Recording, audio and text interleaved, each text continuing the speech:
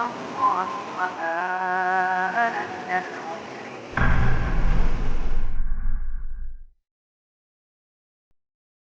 Assalamualaikum warahmatullahi wabarakatuh. Alhamdulillahilladzi arsala rasulahu bil huda wa dinil haq liyudhhirahu 'ala dini kullihi wa kafa billahi syahida wa asyhadu an la ilaha illallah wahdahu la syarikalah iqraran bihi wa tauhidan wa asyhadu anna Muhammadan abduhu wa rasuluh. Allahumma shalli ala nabiyyina Muhammad wa ala alihi wa man tabi'ahum bi ihsanin ila yaumiddin. Allahumma anfa'na bima 'allamtana wa 'allimna ma yanfa'una wa zidna ilma. Alhamdulillah, para jamaah sekalian, ikhwani fiddin wa akhwati fillah rahimani wa rahimakumullah. Pada kesempatan malam hari ini kita kembali melanjutkan pembahasan dari dua kitab, yaitu yang pertama pembahasan dari kitab Aqidah Lum'atul I'tiqad karya Ibnu Qudamah Al-Maqdisi. Yang kedua, kita akan melanjutkan pembahasan tentang pembebasan budak dari kitab Matan Al-Ghaya wa Taqrib atau kitab Ghayatul Ikhtisar atau dikenal juga dengan kitab Mukhtasar Abi Syuja. Baik, kita lihat terlebih dahulu pembahasan yang pertama dari kitab Lum'atul I'tiqad karya Ibnu Qudamah Al-Maqdisi. Pada pembahasan terakhir yang kita bahas, yaitu sampai pada hadis Nabi Sallallahu Alaihi Wasallam yang mengingatkan atau memperingatkan tentang masalah bid'ah, yaitu hadis yang diriwayatkan oleh Imam Abu Daud dan juga oleh Imam Tirmidzi. Nabi Sallallahu Alaihi Wasallam itu bersabda, "Alaikum bisunnati wa sunnatil khulafa'ir rasyidin al-mahdiyyin min ba'di addu 'alaiha bin nawajid wa iyyakum wa muhdatsatil umur fa inna kulla muhdatsatin bid'ah wa kulla bid'atin dhalalah." Mengenai hadis tersebut, Nabi Shallallahu Alaihi Wasallam itu bersabda, ini ingat pembahasannya, kita membahas tentang tauhid asma wa sifat, yaitu membicarakan tentang bagaimana mentauhidkan Allah dengan benar dalam hal nama dan sifatnya, juga penyelewengan atau penyimpangan dari pembahasan asma wa sifat. Nah, penyimpangannya di sini ada yang terjerumus dalam kekafiran dan juga ada yang terjerumus dalam perkara bid'ah, atau kekafiran itu termasuk dalam perkara bid'ah pula. Maka Ibnu Qudamah membawakan hadis ini untuk memperingatkan bahwasanya hati-hati dalam masalah akidah semacam ini, tauhid asma wa sifat pun itu adalah ada penyimpangan dalam masalah yaitu suatu yang tidak ada tuntunan atau penyimpangannya dalam hal bid'ah. Maka beliau ingatkan dengan hadis ini, alaikum bisunnati, berpegang teguhlah kalian dengan sunnahku, dengan ajaranku, wa sunnatil khulafa'ir rasyidin al-mahdiyyin, dan juga ajaran khalifah ar-rasyidin al-mahdiyyin yang rasyid, yaitu yang mengikuti kebenaran, kemudian al-mahdiyyin yang mendapatkan petunjuk, min ba'di, setelahku, addu 'alaiha bin nawajid, berpeganglah teguh ajaran tersebut, yaitu sunnah Nabi dan sunnah khulafa'ir rasyidin tadi, dengan gigi geraham kalian. Wa iyyakum wa muhdatsatil umur, hati-hati dengan perkara yang tidak ada tuntunannya. Fa inna kulla muhdatsatin bid'ah, karena setiap perkara yang tidak ada tuntunan itu termasuk bid'ah, atau perkara baru itu termasuk bid'ah, dan setiap bid'ah itu adalah suatu kesesatan,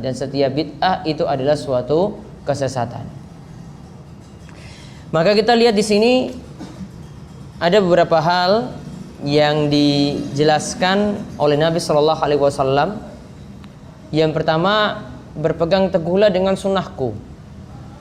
Kata Shalih Al Fauzan, sunnah Nabi Shallallahu Alaihi Wasallam ini mencakup perkataan, mencakup perbuatan, mencakup takrir, yaitu mencakup qaul, perkataan, yaitu sabda Nabi Shallallahu Alaihi Wasallam. Beliau memerintahkan demikian dan demikian. atau fiil perbuatan Nabi Shallallahu Alaihi Wasallam, cara sholat beliau, tingkah laku beliau, bagaimana beliau kesehariannya dengan istri-istri beliau, bagaimana muamalah beliau dalam jual beli atau dalam penerapan hukum yang lainnya. Ini fiil Nabi Shallallahu Alaihi Wasallam atau perbuatan Nabi Shallallahu Alaihi Wasallam. Juga mencakup takrir, persetujuan Nabi Shallallahu Alaihi Wasallam. Persetujuan Nabi Shallallahu Alaihi Wasallam di sini ada yang mencakup masalah akidah, ada yang mencakup masalah ibadah. Ada yang mencakup masalah akidah, ada yang mencakup masalah ibadah.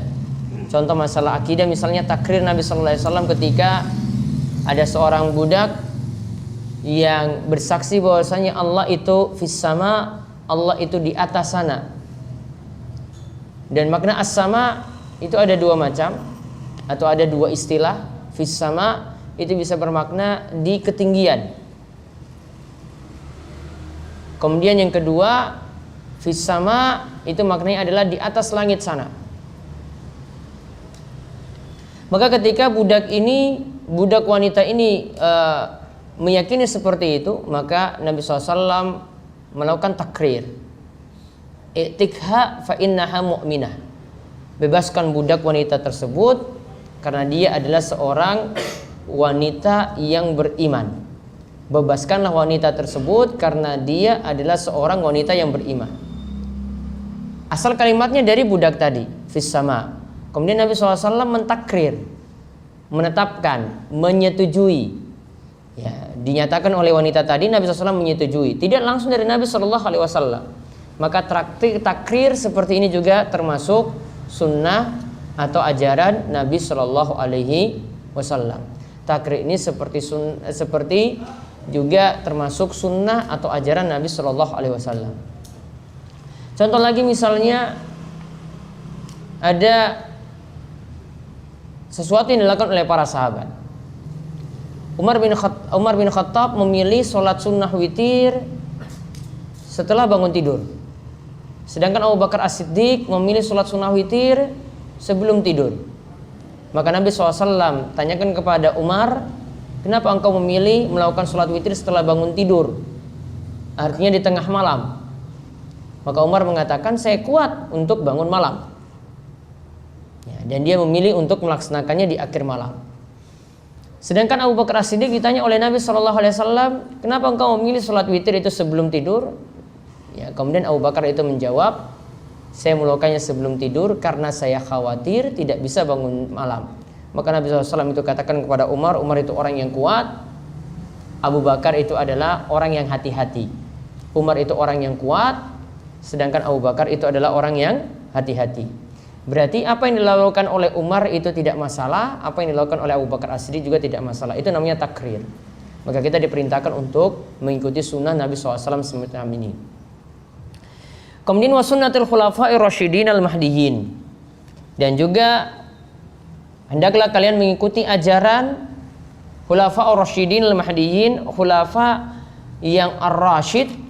Ar-rasyid itu maknanya, kata Shalal Fauzan, kemarin saya sudah bahas juga pengertiannya rusdu dan ar-rasyidin dan al-mahdiyyin. Namun ini pengertian lain dari Syekh Shalal Fauzan. Beliau katakan ar-rasyid itu maknanya adalah mengikuti kebenaran, ittibaul haq. Lawannya itu al-ghay, yaitu dolal wal inhiraf anil haq, yaitu dolal berada dalam kesesatan dan menyimpang dari kebenaran. Maka sifat yang pertama dari khulafa'ur rasyidin, yang pertama adalah ar-rasyid. Mereka mengikuti kebenaran. Ini sifat pertama khulafa'ur rasyidin. Kemudian sifat yang kedua al-mahdiyyin. Kata Shalal Fauzan, alladzina hadahumullahu li-ittiba'il haq. Yaitu yang Allah memberi petunjuk kepada mereka untuk mengikuti kebenaran. Mahdiyin itu maknanya yang Allah beri petunjuk kepada mereka untuk mengikuti kebenaran. Berarti sifat yang kedua dari khulafa'ur rasyidin yaitu mereka mendapatkan hidayah dan taufik dari Allah supaya mengikuti kebenaran. Dan yang dimaksudkan dengan khulafaur rasyidin di sini adalah Abu Bakar, Umar, Utsman dan Ali radhiyallahu anhum. Mereka lah khulafaur rasyidin yang kita diperintahkan untuk mengikuti ajaran mereka. Maka tentang masalah ini, kalau kita mengikuti ajaran Nabi sallallahu alaihi wasallam, masuk dalam hadis ini mengikuti ajaran khulafaur rasyidin juga diperintahkan dalam hadis ini. Mengikuti ajaran Nabi sallallahu alaihi wasallam masuk dalam hadis ini, mengikuti ajaran khulafaur rasyidin juga masuk dalam hadis ini. Maka ada ketetapan yang dibuat oleh khulafaur rasyidin secara tersendiri. Seperti misalnya di zaman Utsman bin Affan ditetapkan azan Jumat itu 2 kali. Yang ditetapkan azan Jumat itu 2 kali. Bolehkah kita mengikuti apa yang ditetapkan oleh Utsman ketika itu? Karena beliau berprinsip saat itu kaum muslimin sudah begitu banyak, sehingga untuk memanggil orang di pasar-pasar mesti 2 kali. Kalau cukup sekali nanti banyak yang telat, sehingga perlu 2 kali panggilan ketika itu. Maka dikumandangkanlah azan yang pertama sebelum waktunya, kemudian azan yang kedua ketika imam itu atau khatib itu naik mimbar. Pertanyaannya, bolehkah mengikuti azan 2 kali tadi padahal Nabi SAW cuma mengumandangkan azan itu sekali? Juga bolehkah mengikuti padahal sekarang sudah ada pengeras suara juga, jadi tidak perlu sampai manggilnya 2 kali seperti tadi, karena tetap suara akan sampai ke pasar-pasar. Maka ketika menjelaskan hadis ini di hadis Arba'in nomor 28, Syekh Muhammad bin Shalih Al-Utsaimin itu menyatakan inilah yang jadi dalil mengikuti azan 2 kali ketika hari Jumat itu masih dibolehkan, karena kita diperintahkan untuk mengikuti sunnah khulafaur rasyidin. Sebagaimana juga dalam hal mengikuti Nabi SAW atau mengikuti para sahabat dalam masalah hukum. Abu Bakar dan Umar, kita tahu bahwasanya mereka sangat semangat sekali mengikuti Nabi SAW, seperti saya contohkan tadi dalam masalah sholat witir. Dalam masalah kurban, setiap tahun memang Abu Bakar dan Umar itu melakukan kurban, mengikuti kurban atau melakukan penyembelihan kurban. Namun satu waktu pernah Abu Bakar dan Umar itu tidak melakukan kurban, ya, tidak melakukan penyembelihan kurban. Dari sini jadi dalil dari jumhur ulama seperti ulama Syafi'iyah pula, bahwasanya hukum kurban itu sunnah bukanlah wajib. Alasannya karena Abu Bakar dan Umar itu pernah tidak berkurban. Dan kita di sini diperintahkan untuk mengikuti ajaran Rasul SAW dan juga ajaran Khulafaur Rasyidin. Ya, ajaran Rasul SAW dan ajaran Khulafaur Rasyidin. Jadi mengikuti pendapat yang menyatakan bahwasanya hukum kurban itu tidaklah wajib namun sunnah. Ini karena menimbang-nimbang Abu Bakar dan Umar itu pernah tidak mengikuti kurban. Dalilnya adalah ini. Dan masih banyak dalam permasalahan yang lainnya yang para sahabat cuma berpendapat sendiri atau ijtihad dari sahabat atau qaul sahabat, dan ini di luar dari pendapat Nabi SAW, maka tetap apa yang diputuskan oleh sahabat radhiyallahu anhum itu boleh diikuti.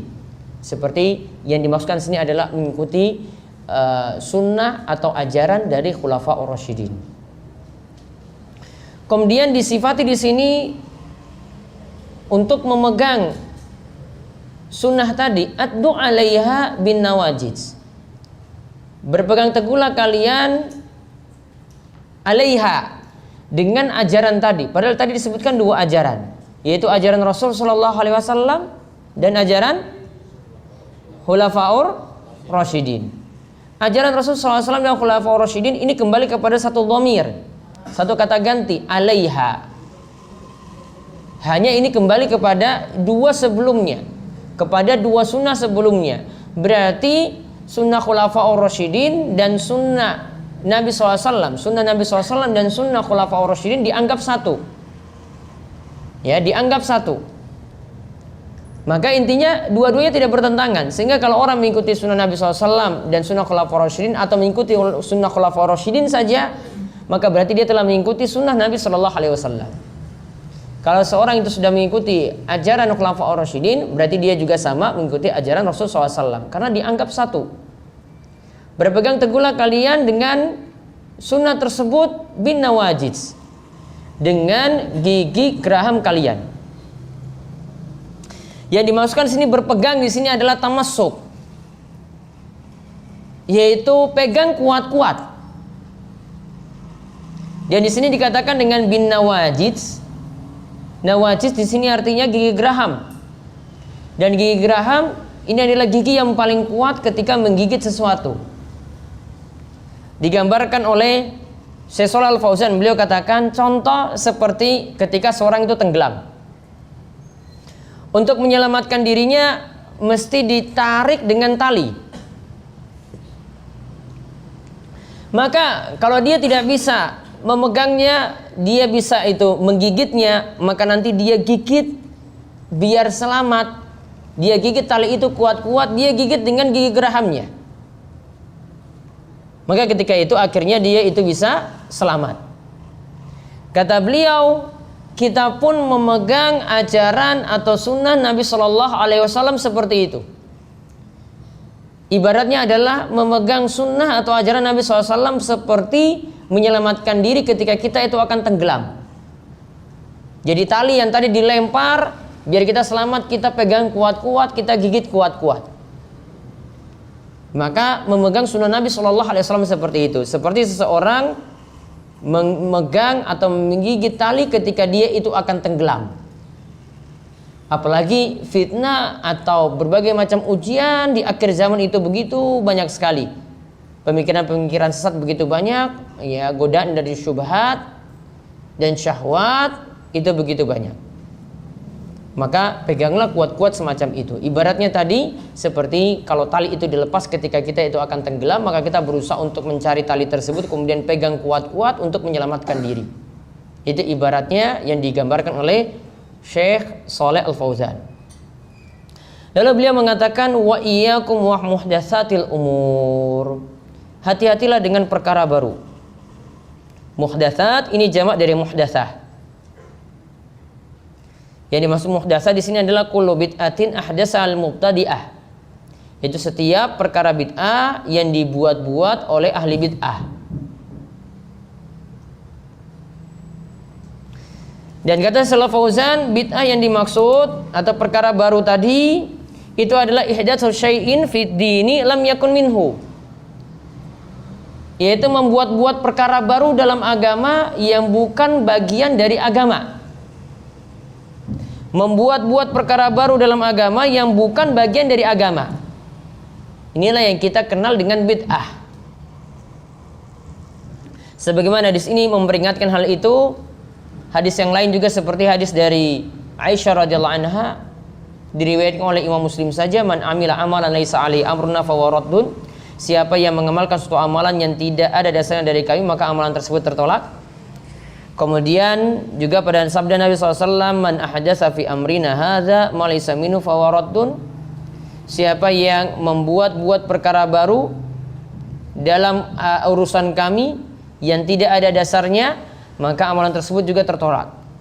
Maka setiap perkara baru yang di situ ada ajaran agama kemudian dibuat tambahan di dalamnya, maka itu adalah suatu yang tertolak amalan tersebut. Yang ada, kata Syekh Shalih Al Fauzan, beliau katakan yajibu tamassuk biha nassan wa ruhan min ghairi ziyadatin wala nuqsan.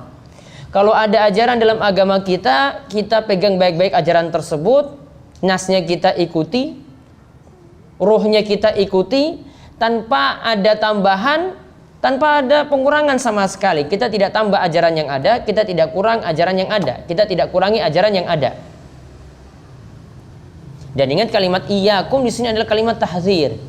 Di dalam bahasa Arab ada suatu sighah, suatu bentuk pembahasaan, ya, dengan kalimat iyyakum itu artinya hati-hati, waspada.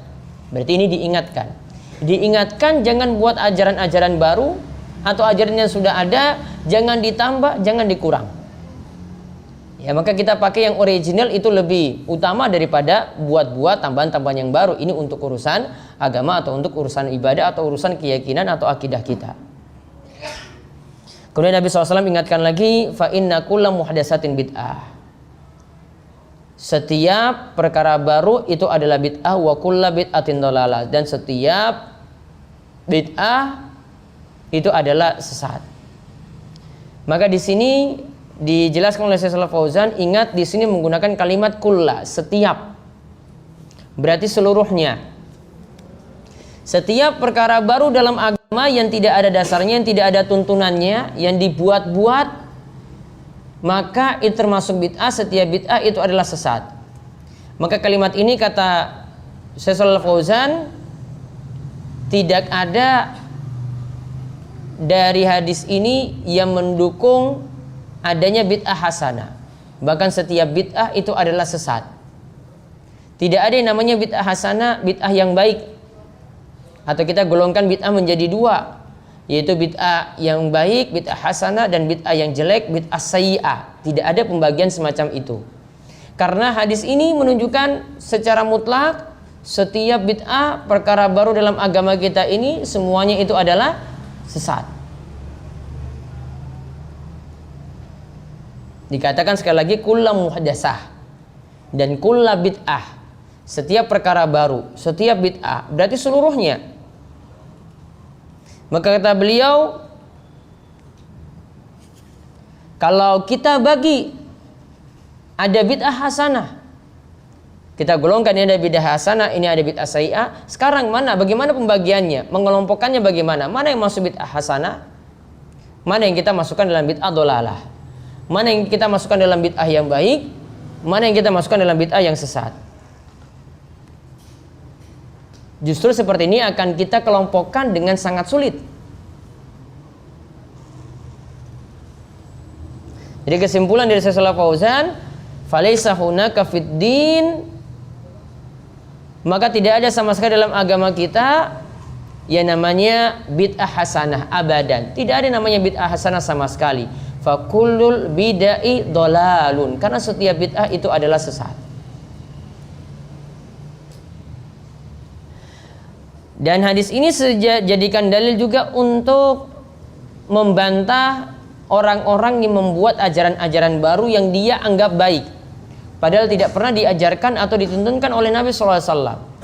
Atau keyakinan ini atau akidah ini tidak pernah diajarkan oleh Nabi SAW, yaitu sampai mengatakan inna khairun, inna hafiyah ajrun, yaitu mengatakan bahwasanya dari amalan ini nanti ada kebaikan, dari amalan ini nanti dapat pahala.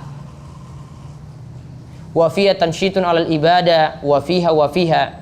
Kata Soleh, beliau katakan, dan kalau kita lakukan seperti ini, ada tambahan seperti ini, dihiasi seperti ini, maka akan membuat kita semangat dalam ibadah, atau alasan-alasan yang lainnya yang bertele-tele.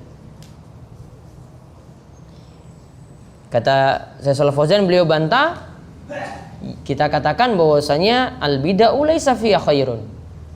Ini namanya perkara bid'ah, walaupun orang itu menganggap baik, sama sekali tidak ada kebaikan dalamnya.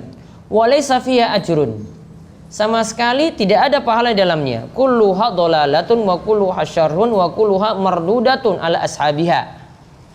Beliau katakan seluruh bid'ah itu sesat, seluruh bid'ah itu jelek, seluruh bid'ah itu tertolak bagi pelakunya yang mengamalkan amalan bid'ah tadi. Dan kita harusnya sudah merasa cukup dengan apa yang diajarkan oleh Rasul Sallallahu Alaihi Wasallam. Apalagi agama Islam itu telah disempurnakan, seperti disebut dalam surat Al-Maidah, Al-Yawma akmaltu lakum dinakum, pada hari ini aku telah menyempurnakan bagi kalian agama kalian. Jadi ketika Rasulullah SAW itu akan meninggal dunia, agama ini telah sempurna. Kalau sudah sempurna berarti tidak boleh ada penambahan, dan tidak boleh juga ada pengurangan. Kalau kita malah menambah, membuat sesuatu yang baru, melampaui apa yang diajarkan oleh Rasul Sallallahu Alaihi Wasallam, berarti kita telah mendustakan ayat tadi. Atau kita menuduh Rasulullah Sallallahu Alaihi Wasallam, kata Shalih Fauzan, atau kita menuduh Rasulullah SAW itu berarti telah berdusta. Karena berarti kalau kita buat sesuatu yang baru, berarti ada ajaran yang disembunyikan oleh Rasul Sallallahu Alaihi Wasallam. Ya, jadi pelaku bid'ah itu ada dua kemungkinan. Berarti dia mendustakan. Dia bisa jadi kecenderungannya untuk mendustakan ayat tadi, yaitu Islam sudah sempurna, atau dia menuduh Rasulullah SAW belum menyampaikan seluruh ajaran, ada ajaran yang disembunyikan, akhirnya dia buat-buat ajaran baru. Kemudian setelah menyampaikan hadis tadi, Ibnu Qudamah membawakan perkataan dari Abdullah bin Mas'ud, yaitu waqala Abdullah bin Mas'udin radhiyallahu anhu. Abdullah bin Mas'ud radhiyallahu anhu itu mengatakan, ittabi'u wa la tabtadi'u faqad kufitum. Ikutilah ajaran Nabi sallallahu alaihi wasallam saja. Janganlah membuat bid'ah perkara yang baru. Faqad kufitum, maka itu sudah mencukupi kalian. Dan apa yang dikatakan oleh Ibnu Qudamah ini untuk mendukung sabda Nabi sallallahu alaihi wasallam tadi. Ditambah hadis, ditambah dengan perkataan sahabat, ittabi'u, ikutilah ajaran Nabi. Wala tabtadi'u, janganlah membuat bid'ah. Faqad kufitum, dengan ajaran Nabi sallallahu alaihi wasallam saja itu sudah mencukupi kalian. Maka hadis ini punya kandungan. Yang pertama, kita diperintahkan untuk mengikuti kitabullah dan sunnah Rasulullah sallallahu alaihi wasallam. Ya, kita diperintahkan untuk mengikuti kitabullah, yaitu Al-Quran, dan sunnah Rasulullah SAW. Kemudian yang kedua, perkataan Ibnu Mas'ud ini menunjukkan kita dilarang membuat bid'ah. Kita dilarang membuat suatu perkara yang baru atau membuat bid'ah. Kemudian yang ketiga, kalau kita mengikuti apa yang diajarkan oleh Rasulullah SAW, maka itu sudah mencukupi kita, tanpa ada penambahan, tanpa ada pengurangan, tanpa membuat sesuatu yang baru. Maka Ibnu Mas'ud di sini tegaskan, faqad kufitum, itu sudah mencukupi kalian, tidak perlu nambah-nambah lagi.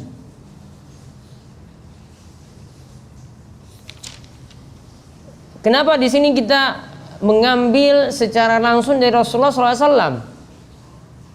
Ya, kita tidak tambah-tambah, kita tidak buat sesuatu yang baru, mencukupkan dengan apa yang diajarkan oleh Rasul sallallahu alaihi wasallam. Ya, tentu saja beliau, yaitu Rasulullah SAW, yang lebih paham Al-Quran. Kemudian beliau sallallahu alaihi wasallam yang menyampaikan kepada kita, dan beliau menyampaikan dengan sangat-sangat baiknya kepada kita. Dan ajaran yang beliau ajarkan kepada kita, yaitu ajaran Islam, itu sudah sempurna. Kalau sudah sempurna berarti tidak ada sama sekali yang beliau sembunyikan. Maka para sahabat seperti Ibnu Mas'ud paham seperti itu. Jadi mereka semangat sekali untuk mengikuti Nabi Shallallahu Alaihi Wasallam. Dan ingat perkataan Ibnu Mas'ud seperti ini perkataan yang jadi rujukan kita. Karena para sahabat itu yang paling alim, para sahabat itu yang lebih paham setelah Rasulullah Shallallahu Alaihi Wasallam. Sebagaimana dikatakan oleh Ibnu Mas'ud pula, ulaika ashabu Rasulullah sallam agrazun nas ilman wa aqalluhum takallufan. Ingatlah bahwasanya sahabat-sahabat Rasulullah sallam itulah orang yang paling cerdas, dan merekalah orang-orang yang sedikit untuk mempersulit diri. Ibadahnya ya seperti itu, seperti yang Rasulullah SAW lakukan. Mereka tidak buat lagi ajaran-ajaran baru. Mereka itu, kata Ibnu Mas'ud, qaumun ikhtarahumullahu li suhbati Nabi sallallahu alaihi wasallam. Para sahabat inilah yang telah dipilih oleh Allah untuk menjadi orang-orang yang menemani Nabi sallallahu alaihi wasallam. Jadi sudah dipilih, berarti sudah jadi orang yang spesial, dipilih oleh Allah Subhanahu wa taala secara langsung. Jadi ini bukan orang sembarangan. Karena di sini adalah orang-orang pilihan. Maka tadi Ibnu Mas'ud katakan, mereka itulah orang-orang yang agrazun nasa ilman wa aqalluhum takallufan. Dalam masalah ilmu, mereka nomor wahid, mereka nomor satu. Dalam masalah takalluf, menyusah-nyusahkan diri, mereka tidak menyusah-nyusahkan diri mereka. Pokoknya apa yang diajarkan oleh Rasul, itulah yang mereka ikuti. Ya, dan mereka cukup dengan ajaran Rasul Sallallahu Alaihi Wasallam. Sampai-sampai contoh seperti Abdullah bin Umar. Ini seperti yang disebutkan oleh Ibnu Qayyim dalam Zadul Ma'ad. Ibnu Umar itu terkenal sekali sebagai seorang sahabat yang sangat mengikuti Nabi SAW. Sehingga Ibnu Qayyim terkadang berdalil, ini alasannya apa, kenapa Nabi SAW itu melakukan seperti ini, atau kenapa kita memilih ajaran semacam ini, karena Ibnu Umar melakukannya. Dan Ibnu Umar itu adalah orang yang paling semangat sekali ittiba pada Rasul SAW. Salah satu contoh misalnya tentang dalil pergi ke sholat Id itu disunahkan untuk mandi. Apa dalilnya? Ibnu Qayyim membawakan dalil Ibnu Umar itu biasa atau membiasakan dirinya ketika mau pergi sholat Id, dia itu mandi terlebih dahulu. Lalu beliau sertakan dengan keterangan Ibnu Umar itu adalah orang yang paling semangat mengikuti Nabi SAW. Ibnu Umar itu adalah sahabat yang paling semangat mengikuti Nabi SAW. Jadi ini tanda bahwasanya memang benar-benar sahabat itu orang yang paling paham dalam agama ini. Setelah Nabi SAW, mereka tahu bagaimana Rasul menafsirkan Al-Quran, mereka tahu bagaimana Rasul itu menetapkan suatu hukum, bagaimana Rasul SAW itu beribadah. Maka tugas kita juga mengikuti asar dari mereka, yaitu asar dari para sahabat radhiyallahu anhum. Sampai di situ untuk pembahasan kitab Lum'atul I'tiqad.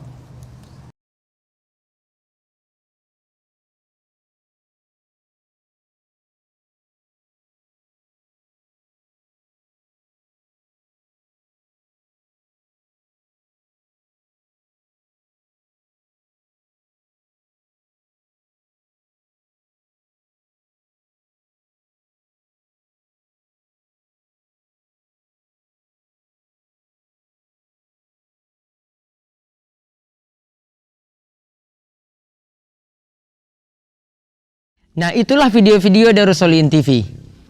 Dukung Darussolihin dan jangan lupa subscribe videonya biar mendapatkan ingatan terus setiap hari.